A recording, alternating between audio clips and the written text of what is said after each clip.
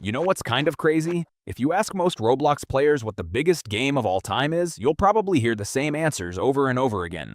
Adopt Me, Jailbreak, Brookhaven, maybe even Blox Fruits. And honestly, they're not wrong. Those games absolutely dominated Roblox. But today, I want to talk about a game that didn't become the biggest game on Roblox. It became something much more important, because this game didn't just get millions of visits, it literally created an entire genre. I'm talking about camping. Now, if you joined Roblox after 2021, you might be sitting there wondering, wait, people actually played a game where you just go camping? And somehow, yes, millions of people did. Here's the funny part. Camping isn't actually about camping. The camping trip lasts like 5 minutes before everything goes completely wrong. 1 minute you're sitting around a campfire pretending you're having the greatest vacation of your life. The next minute, someone's screaming because there's a mysterious creature hiding in the forest.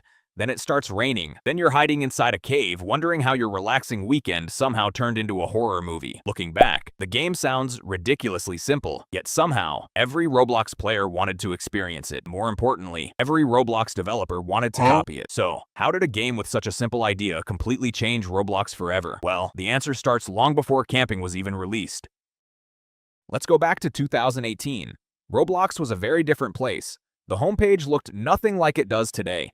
Everywhere you looked, there was another simulator. Pet simulators, mining simulators, clicking simulators, eating simulators. Honestly, if you could think of an object, someone had probably turned it into a simulator. And don't get me wrong, some of these games were actually fun, but after playing one, you'd kind of played all of them. Click, collect coins, buy upgrades, repeat. That was the formula. It worked. Players loved it. Developers loved it even more because people would spend hours grinding. Storytelling wasn't really the priority. Sure, there were adventure games, there were horror games, but very few games actually made you feel like you were part of a movie. Then one day, camping appeared.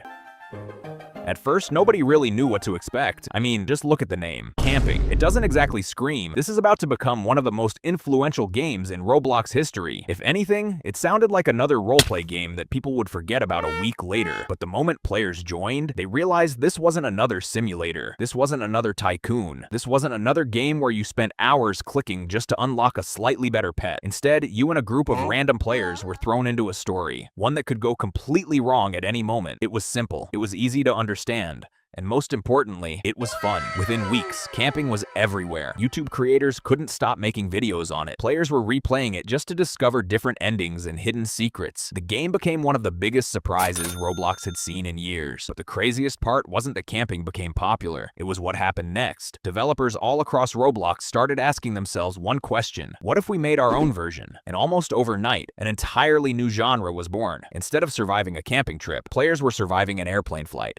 That's when Airplane released. It took the exact idea of trapping strangers together and moved it thousands of feet into the sky, where mysterious events slowly unfolded during the flight. It became another massive success and proved that the formula worked outside of a forest. Then came Daycare. What looked like an innocent day at daycare quickly turned into a nightmare, with players trying to protect themselves while uncovering another strange story. Soon after, games like Circus Trip, Cruise, Vacation, and countless others started appearing. It honestly felt like developers were turning every location imaginable into a story game. But the genre didn't just copy camping, it evolved. Then Field Trip Z arrived. Instead of simply surviving mysterious events, players now had weapons, zombies, boss fights, and a much larger world to explore. It showed that story games could be more than just walking from one cutscene to the next. And then there was Break-In, a game that many players still consider one of the greatest story games ever made. Instead of being trapped somewhere unfamiliar, you were trapped inside your own house, trying to survive the night against mysterious intruders while working together with other players.